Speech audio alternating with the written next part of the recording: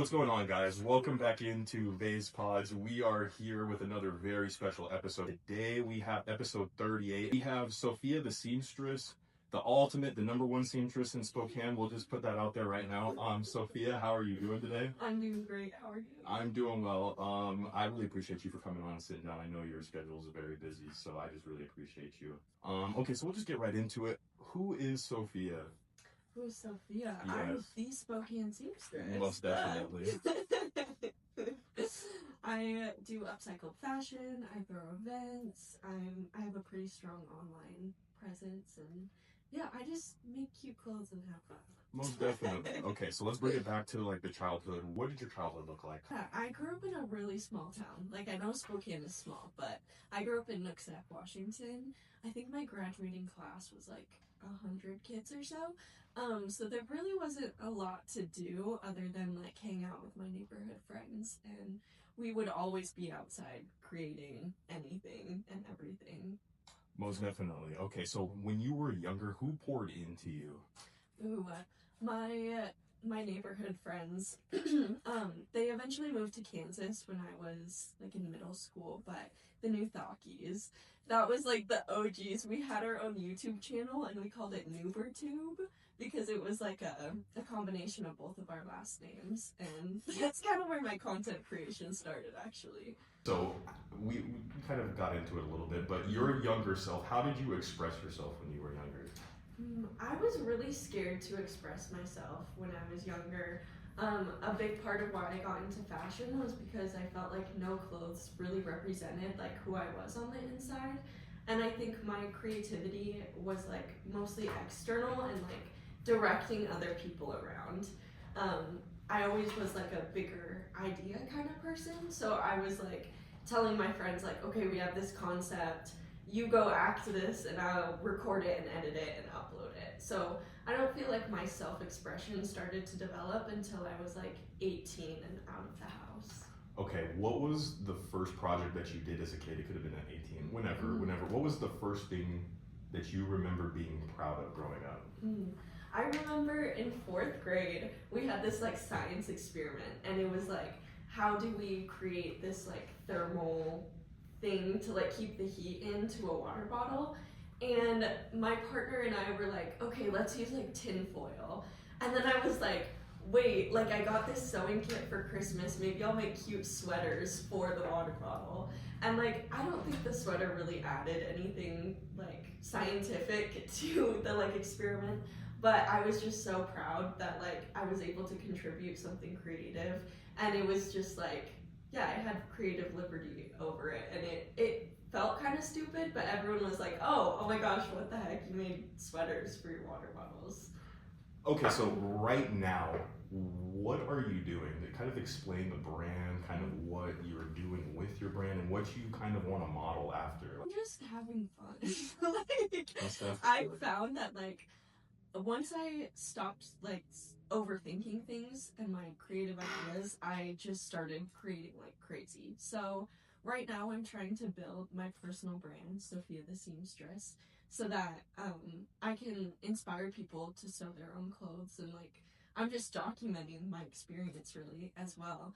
And then with Refreshed Fashion, my fashion brand, I eventually want to transition to becoming a wholesale account, like a more ethical wholesale account where only labor is sourced in the States. I know every line of production, but like I'm the designer of that, because right now like making so many products all myself is getting really tiring. So once I have more of my personal brand set up, I'll be able to pour more into Refreshed Fashion. You and I had this conversation, and I thought about it this morning when I was getting dressed. I had a Nike jumpsuit on, and I changed so quickly because I knew where I was going. You're still So we did have to have an outfit. So to be fair, I did come in here with no brands other than the Nebraska shirt. So I did try today. But kind of explain what we were talking about a couple days ago, and like, how do you find your fashion and how do you go about all of that? Yeah, just like brands in general. Most definitely, yeah. Kind of explain that and why you don't maybe kind of go towards the big name branding and why you don't like them. Yeah. Well, I did a lot of research in my early days, once I started discovering like the effects of fast fashion, and the fashion revolution actually has a whole, I don't know what to call it. They did a whole research expose on like the transparency rating of every fashion brand, and just seeing the numbers was sickening for me to know like these brands aren't transparent about the way that they source their clothes and the way that they source their labor. So now like when I see a brand, I don't see the like what they're trying to sell as far as like, sorry, let me retrace. I'm getting ahead of myself. Like each brand, right? You're not buying Nike because like Nike all the time. You're kind of buying it because of what it represents. Like you know that like someone who wears Nike is probably an athlete or they're like on the go. What I see is like they have a 50% transparency rating. So they're not very ethical. I don't like how big they got. Like they can be controversial with their ads.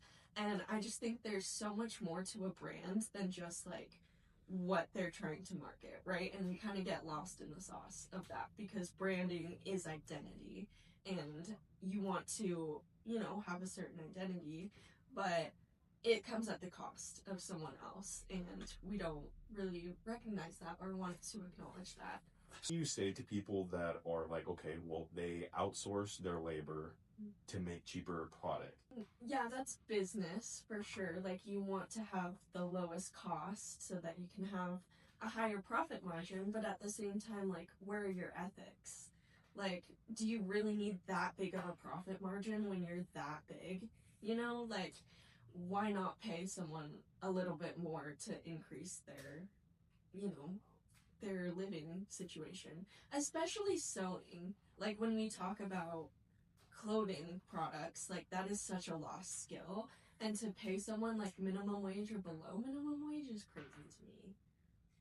Okay, tell me about the fashion show. The fashion show happened about a week ago when we are recording this. Kind of explain the whole situation. I love the idea. Just explain that to everyone. Yeah, like the whole story. Yes, yeah, we want to hear everything about it. I'm really interested. So, about a year ago, my parents got a divorce, and my mom still had her wedding dress, and I was like, wait, like, give it to me, like, I'll upcycle it. And at the same time, I was like, well, I'm not getting married anytime soon. What am I gonna do with a wedding dress? And so it kind of turned into this like walking art piece for me, where as I was deconstructing like the concept of marriage, because I'm like, oh, my parents got divorced. This totally like reframes what marriage means to me. And I'm like, what am I so committed to right now? And I was like, oh, my brand, Refresh Fashion, and fighting against fast fashion. So I was like, what if I get like, I'm so obsessed with it, just get married to it. So I'm like, okay, let me get married to fashion. And so that sent me on this whole rabbit hole of like, yeah, let me just prove to everyone how committed I am to this mission. And make a whole bridal collection. And it just perfectly lined up too with the springtime and that being bridal season. And yeah. What was the marketing aspect of it? When you thought about everything, how did you think about marketing it and going about it? What was your plan? Oh, there is no plan. Just vibes. Most definitely. There were a lot of ideas. I mean, Haley LaRosa helped me a lot with the Instagram side, but I saw on TikTok it was way easier to promote there. And like marketing strategy is always changing with every platform. So I just like throw as much content as I can out there and then just hope that the right people catch it. How do you go about navigating today's social media landscape? Just with like, you got the negative comments, you've got the love, you've got everything. How do you go about navigating all of that? Yeah, I just see that like what content I post is the community I'm building. So I have to be like strategic with what I post. Do I want to promote like positive things about Spokane, positive things about the fashion industry? And like at the end of the day, we're all behind a screen. So I haven't had any of the comments really get to me. I feel like I can refresh a narrative. Like I can upcycle clothes, I can upcycle someone's opinion, you know. when you post, I know sometimes you say some things on there, not like bad things or anything, but you might call Spokane a small town or something like that here or there. When you think of Spokane, what do you think of? I think it's cliquey. I think there are pockets of communities here, and I think people are stuck in their ways, for sure. Like, people find a way to do things here and they just stick with it, and like it feels kind of stagnant here. So really, I'm just trying to get people to start talking, because the thing is, I say everything that I've heard from other people. What I'm saying isn't new. I'm just the first person to actually publicly say it, you know? Like, okay, you're mad, but I literally, we had a conversation about that last week, so, yeah. Okay, so when we kind of talked about this a little bit ago as well, but we'll kind of go back on this. Talk about the podcast and kind of how you got into wanting to do that, and kind of what maybe you don't have to give away all the sauce or anything, but kind of maybe something that we could look forward to. Yeah, I'm starting a podcast called Diva Debrief, and just like coming soon. Yeah. So just like I saw, like with my mom's wedding dress, I know that fashion has so much history and story, and like everyone has that piece in their closet where they're like, it has a story behind it, so I don't want to get rid of it, but I never wear it. And I wanted to give people a platform and an opportunity to talk about that piece and to maybe refresh a narrative and the piece so that it more accurately represents who they are now. And I see this in Spokane where like there are emerging leaders in these pockets of communities, but like I feel like the people outside of the creative community don't really know about them. And I see part of why like people gravitate towards certain people is because they see the humanity behind that person. Like, especially with the rise of AI, I feel like we connect with humanists more than ever. So the premise of the podcast is to take someone from the community in Spokane specifically, have a piece of clothing that someone might know them from the past. Because I mean, you were talking about earlier, like people in Spokane sometimes stay in Spokane and you know them from a certain era, even though they like change, and change is hard to accept. So give them a platform for them to be like, okay, no, this is how you used to know me, this is who I am now, and here's a piece of clothing now that like had a physical transformation. Okay, so what is the hardest part about running everything? Feeling like I'm letting people down. Like, it's really hard to stay up to date and not like feel like I'm on my phone all the time, because I know I post a lot and it looks like I'm always on my phone, therefore I should text back fast. Like, I can't respond to everyone at once, and like I have to delegate, like, okay, this person is needing alterations, I need to respond quicker than someone who's just inquiring about something. Yeah, and I want to do all the things and talk to all the people, and I'm only one person. So how do you balance all of that with everything? Because, you know, I know this is a problem, and I've been thinking about this a lot more recently, and I'm glad you brought this up, just with like being in people's life and just making sure that people know that they're wanted and welcomed. And how do you go about that and just keeping everybody, you know, I don't want to say, I don't know what the right word is, but just keeping everybody happy. Yeah, I think they know my lifestyle and they have a lot of grace for me too. And like, you outgrow people sometimes, like that's just the fact of the matter. Like, your lifestyle might not look the same as theirs, therefore it's not gonna fit in each other's lives. And like, I've seen too that relationships and friendships in your adult life look a lot different. Like, when I was at college, yeah, I would see the same people every single day, and that was friendship. And now, like, maybe I see them once every few months. But that doesn't mean we're not friends. It just looks a little different. When you were creating a piece, what is the thought behind it? Yeah. For Refreshed Fashion, it's more activism based. So my first project that I uploaded everything on the website to was specifically upcycling certain brands to like call them out for their transparency rating.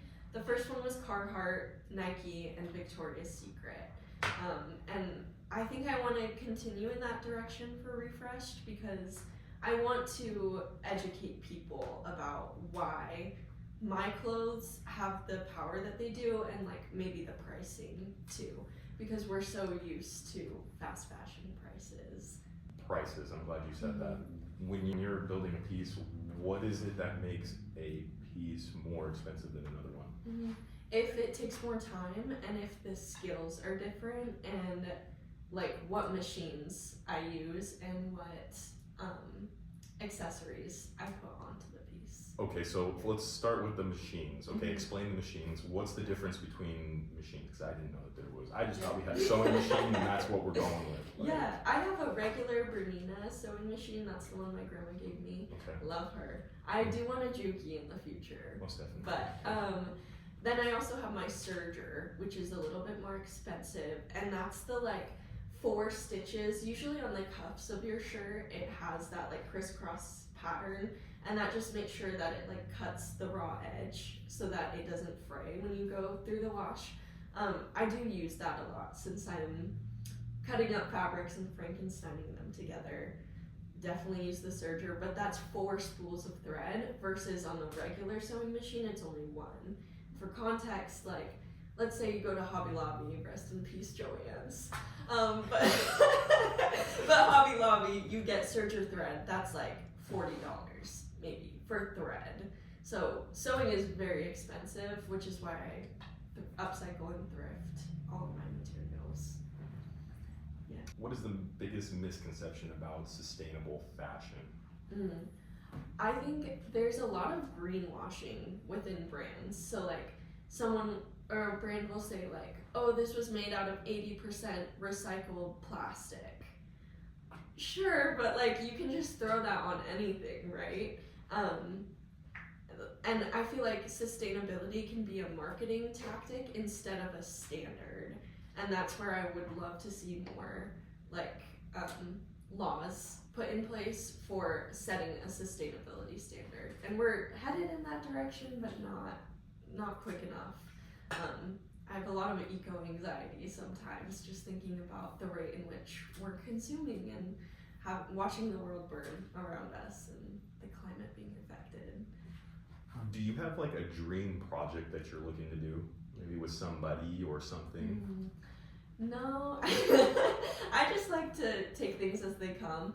I would love to do like a performance outfit for someone, like something very couture eventually, and I would love to make myself like a red carpet look within the next 5 years. Most definitely. Okay, so with the fashion show and everything, you obviously we got to build off of that. What is next? So I'm working on a project. I'm thinking of doing 2 events per year in Spokane specifically, because that's how the fashion cycle runs. Next one, I'm hoping to marry like dancing and fashion. That's all I'll say. Okay, say no more. Okay, tell us about like, do you have any pop-up shops, or how does that all go down? Yeah, I'm in the works. That's another thing where I'm like, there are so many little opportunities. I would love to do a farmer's market here. The buy-in is just a little expensive. Really? Yeah. Okay. I mean, the Kendall Yards night market, like, it has a lot of good foot traffic, but it's like a $400 buy-in, I would say. How many days? Is it just a day, 2 days? I think I would need to look into it more, but I remember last time I saw, I was like, oh, that is not in the budget as a small business owner. When someone buys a piece from you, how do you feel about that? Like, oh my god, I pooped my pants and do a backflip at the same time.